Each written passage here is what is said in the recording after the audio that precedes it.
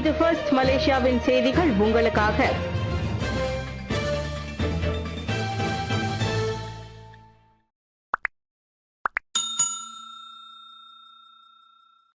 தாய், குழந்தை உட்பட 8 அமலாக்க அதிகாரிகளை MACC கைது செய்தது.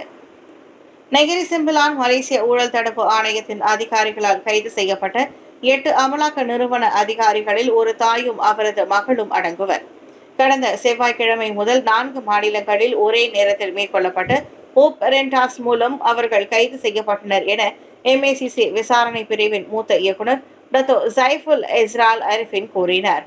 அனைத்து சந்தேக நபர்களும் மற்றொரு கும்பலுடன் கூட்டு சேர்ந்து பரிந்துரைக்கப்பட்ட நடைமுறைகளை பின்பற்றாமல் வெளிநாட்டினரை உள்ளே நுழைய வசதி செய்ததற்காக லஞ்சம் பெற்றதாக நம்பப்படுகிறது. 2 சந்தேக நபர்களிடம் இருந்து சுமார் 80,000 ரிங்கிட் மதிப்புள்ள ரொக்கத்தையும் 50,000 ரிங்கிட் மதிப்புள்ள நகைகளையும் MACC அதிகாரிகள் பறிமுதல் செய்தனர்.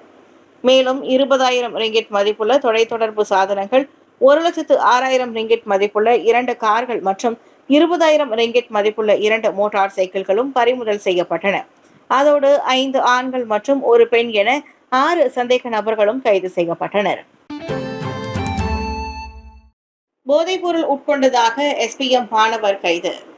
பினாங்கை சேர்ந்த 17 வயது SPM மாணவன் தாய்லாந்தில் விடுமுறையை கழித்து நாடு திரும்பியதும் போதைப்பொருள் பயன்படுத்திய குற்றத்தில் கைது செய்யப்பட்டான். அம்மாணவன் தனது நண்பர்களுடன் மோட்டார் சைக்கிள்களில் நாட்டினுள் நுழைந்து கொண்டிருந்த போது தேசிய போதைப்பொருள் எதிர்ப்பு ஆணையம் நடத்திய சோதனையில் 4வரும் கேத்தமைன் பயன்படுத்தியது உறுதி செய்யப்பட்டது. அம்மாணவர்கள் அனைவரும் 2ஆம் முறையாக போதைப்பொருள் உட்கொண்டிருப்பது விசாரணையில் கண்டறியப்பட்டது. இந்த வழக்கு போதைப்பொருள் உட்கொண்டோருக்கான சிகிச்சை மற்றும் மறுவாழ்வு சட்டத்தின் கீழ் விசாரிக்கப்பட்டு வருகின்றது. துப்பாக்கி மற்றும் 36 தோட்டாக்கள் வைத்திருந்த தூய்மை பணியாளர் நீதிமன்றத்தில் குற்றத்தை ஒப்புக்கொண்டார். விடுதியில் தூய்மை பணியாளராக பணிபுரிந்து வந்த ஆடவர் ஒருவர் அனுமதியின்றி துப்பாக்கி மற்றும் 36 தோட்டாக்களை வைத்திருந்த குற்றத்தை இன்று நீதிமன்றத்தில் ஒப்புக்கொண்டார்.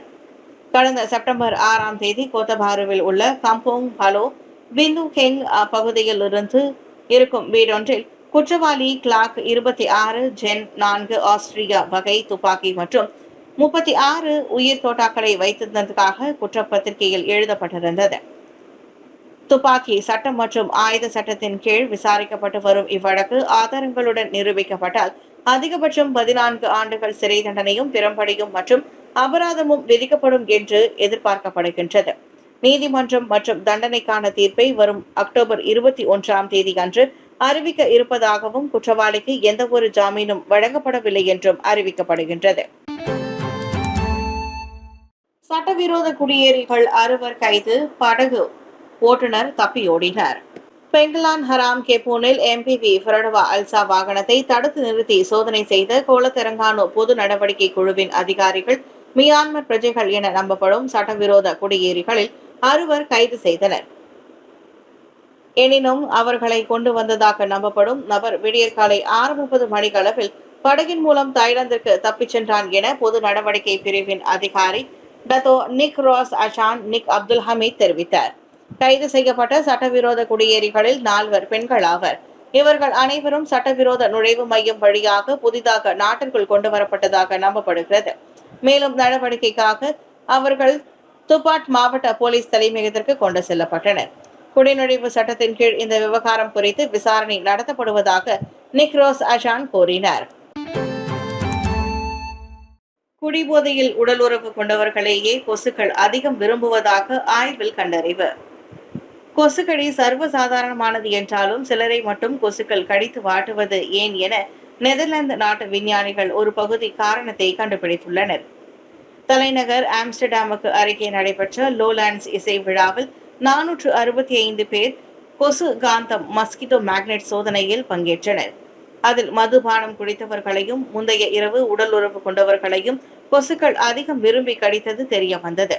ஆனால் சன்ஸ்கிரீன், சரும பாதுகாப்பு கிரீம்களை போடாதவர்களையும் காலையில் குடிக்காதவர்களையும் கொசுக்கள் குறைவாக கடித்தன.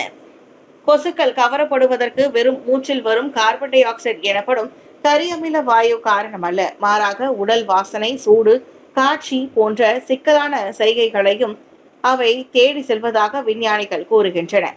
இதை நன்கு புரிந்து கொள்வதன் மூலம் மலேரியா, டெங்கு போன்ற நோய்களை தடுக்க புதிய வழிகள் கிடைக்கலாம் என்றும் அவர்கள் நம்புகின்றனர். ஆனால் இப்போது நாம் தெரிந்து கொள்ள வேண்டியது என்னவென்றால், மதுபானம் குடித்து பார்ட்டி முடித்தவர்களால் கொசுக்களுக்கு விருந்துதான் என்பதாகும்.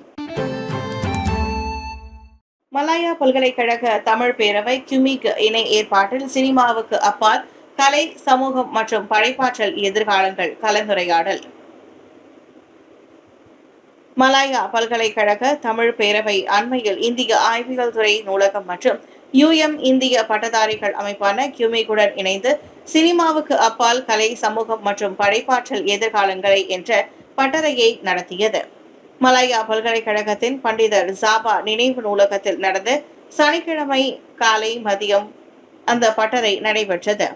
பல்வேறு விருதுகளை குவித்த ஜகாட் பட புகழ் இயக்குனர் சஞ்சய் பெருமாளும் வானொலி அறிவிப்பாளராக இருந்து இன்று இப்தார் எனப்படும் துன் அப்துல் ரசாக் ஒளிபரப்பு மற்றும் தகவல் கழகத்தின் கல்வி பிரிவு தலைவராக உள்ள குமரன் சுப்பிரமணியமும் பட்டறையை வழி நடத்தினர்.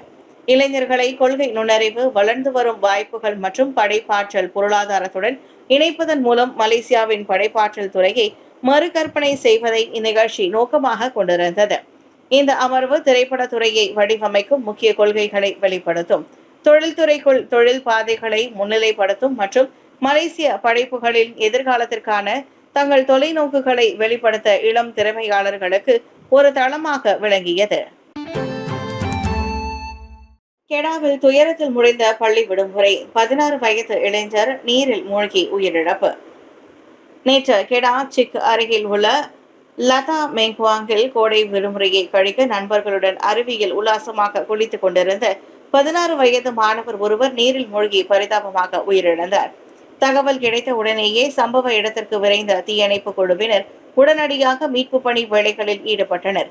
மயக்க நிலையிலிருந்து அந்த இளைஞரை பொதுமக்கள் கண்டுபிடித்து சுகாதார பணியாளர்களிடம் ஒப்படைத்த பின்னர் அவர் உயிரிழந்தது உறுதி செய்யப்பட்டது. இந்நிலையில் மேல் நடவடிக்கைகளுக்காக சிறுவனின் உடல் போலீசாரிடம் ஒப்படைக்கப்பட்டது. பாலத்தை கடந்தபோது சபா மின்சார ஊழியர் நீரோட்டத்தால் அடித்து செல்லப்பட்டார். காம்போங் நுத்துன்தான் அபினில் நேற்றிரவு வெள்ளத்திற்குள்ளான ஆற்று பாலத்தை கடந்து சென்ற போது சபா மின்சார ஊழியர் ஒருவர் நீரோட்டத்தில் அடித்து செல்லப்பட்டார். பாதிக்கப்பட்ட 30 வயதுடைய ஆடவர் அவரது 2 நண்பர்களும் இதற்கு முன்பு தொங்கும் பாலத்திற்கு அருகில் உள்ள ஒரு துணை மின் நிலையத்தில் பணிபுரிந்து வந்தனர். பின்னர் அவர்கள் அப்பகுதியில் உள்ள சிமெண்ட் பாலத்தை கடக்க முயன்ற போது வலுவான நீரோட்டம் அவர்களை தாக்கியது. அவர்களில் 2 பாறையிலிருந்து வெளியேறினர். மறைக்கப்பட்ட மற்றொரு நபர் கயிற்றில் தொங்கிக் கொண்டு இருந்த போது அந்த கயிறு தளர்ந்ததால் அவர் நீரோட்டத்தில் அடித்து செல்லப்பட்டார். இச்சம்பவம் குறித்து இரவு மணி 9:57 அளவில் தகவல் அறிந்து குழு விரைந்து கெனிங்காவ் தீயணைப்பு மற்றும் மீட்பு நிலையத்தின் மூத்த தலைவர் செவரன்ஸ் முகாம் நிஷாம் கூறினார். போலீஸ் மற்றும் கிராம மக்களும் தேடும் மற்றும் மீட்பு நடவடிக்கையில் ஈடுபட்ட போதிலும் நேற்றிரவு 11:30 மணி வரை காணாமல் போன ஆடவர் கண்டறியப்படவில்லை என அறிவிக்கப்பட்டது. காப்புரிமை சர்ச்சையால் அஜித் குமாரின் குட் பேட் அக்லி திரைப்படம் நெட்ஃபிளிக்ஸில் இருந்து நீக்கம். நெட்ஃபிளிக்ஸ் மற்றும் தமிழ் சினிமா ரசிகர்கள் இனி குட் பேட் அக்லி திரைப்படத்தை அந்த ஸ்ட்ரீமிங் தளத்தில் காண முடியாது. காப்புரிமை பிரச்சனையால் அது அங்கிருந்து நீக்கப்பட்டுள்ளது. ஆதிக் ரவிச்சந்திரன் இயக்கத்தில் இந்த திரைப்படம் அஜித்குமார் முன்னணி கதாபாத்திரத்தில் நடித்திருந்தார். இந்நிலையில் இசைஞானி இளையராஜாவின் பாடல்கள் இடம்பெற்றிருந்ததற்கு அப்படத்தை வெளியிட தயாரிப்பாளர்களுக்கு நீதிமன்றத்தில் தடை விதித்து அந்நடவடிக்கை எடுக்கப்பட்டுள்ளது. இவ்வாண்டு மகத்தான வெற்றி படமாக இருந்த குட் பேட் அக்லியில் இளையராஜாவின் புகழ்பெற்ற ஒத்த ரூபா தாரே, ஏஞ்சோடி மஞ்சக்குருவி, இளமை இதோ இதோ போன்ற பாடல்கள் இடம்பெற்றிருந்தன. அனுமதியின்றி பாடல்களை பயன்படுத்தியதாக கூறி தயாரிப்பாளர்கள் 5 கோடி ரூபாய் இழப்பீடு செலுத்த வேண்டும் என்றும் எழுத்துப்பூர்வ மன்னிப்பு கோர வேண்டும் என்றும் இளையராஜா முன்னதாக வழக்கு தொடுத்திருந்தார். பின்னர் பட நிறுவனத்திற்கு எதிராக காப்புரிமை மீறல் வழக்கையும் தாக்கல் செய்தார். ஆனால் உரியவரிடம் அனுமதி பெற்றுதான் பாடல்களை பயன்படுத்தியதாக நீதிமன்றத்தில் தயாரிப்பாளர் தெரிவித்தாலும் அது யார் என்று குறிப்பிடவில்லை. குட் பேட் அக்லி ஏப்ரல் 10ஆம் தேதி திரையரங்குகளில் வெளியானது.